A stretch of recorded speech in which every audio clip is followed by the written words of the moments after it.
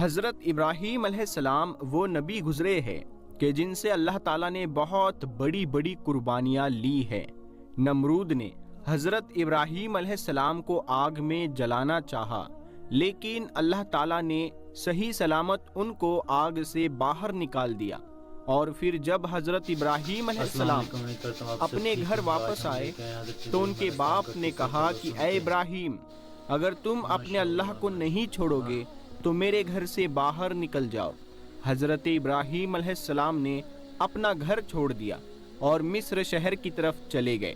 مصر کے بادشاہ کو جب یقین ہو گیا کہ حضرت ابراہیم علیہ السلام اللہ کے نبی ہے تو اس نے اپنی بیٹی حضرت ہاجرہ کی شادی حضرت ابراہیم علیہ السلام کے ساتھ کر دی، اور پھر حضرت ابراہیم اپنی بیوی ہاجرہ کو لے کر فلسطین شہر چلے گئے اور وہیں پر رہنے لگے۔ حضرت ابراہیم علیہ السلام کی کوئی اولاد نہیں تھی، اسی لیے دن رات وہ اللہ سے دعائیں کرتے کہ اے اللہ مجھے ایک نیک لڑکا عطا فرما دے۔ کئی سال گزر گئے لیکن بیٹے کی خوشی حاصل نہ ہوئی۔ وقت گزرتا گیا اور حضرت ابراہیم علیہ السلام بوڑھے ہونے لگے، لیکن پھر بھی دل میں ایک امید تھی کہ اللہ مجھے ایک بیٹا تو ضرور عطا فرمائے گا۔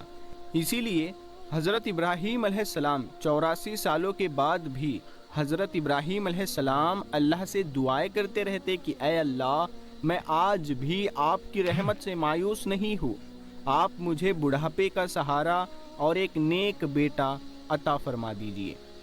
آخر اللہ نے حضرت ابراہیم علیہ السلام کی دعا قبول فرمائی اور انہیں 84 سالوں کے بعد ایک بیٹا عطا فرمایا۔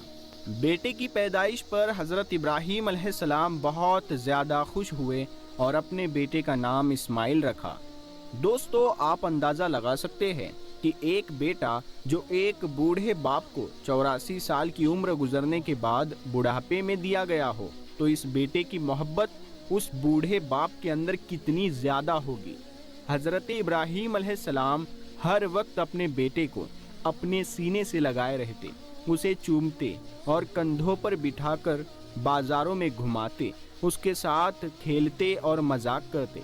ابھی بیٹے کی پیدائش کا ایک ہفتہ بھی نہیں گزرا تھا کہ حضرت جبرائیل علیہ السلام اللہ کے نبی حضرت ابراہیم علیہ السلام کے پاس آئے اور کہنے لگے کہ اے اللہ کے نبی، اللہ کا حکم ہے کہ آپ اپنی بیوی بچوں کو خود سے دور کر دو۔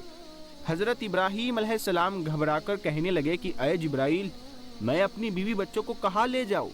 حضرت جبرائیل علیہ السلام نے جواب دیا کہ یہ اللہ بتائے گا کہ آپ کو اپنے بیوی بچوں کو کہاں بھیجنا ہے۔ حضرت ابراہیم علیہ السلام جو اب بوڑھے ہو چکے تھے، یہ سن کر بہت زیادہ گھبرا گئے کہ کیا اب مجھے اپنے اس پیارے بچے سے جدا ہونا پڑے گا؟ یہ بچہ تو ایسا ہے کہ جس کے لیے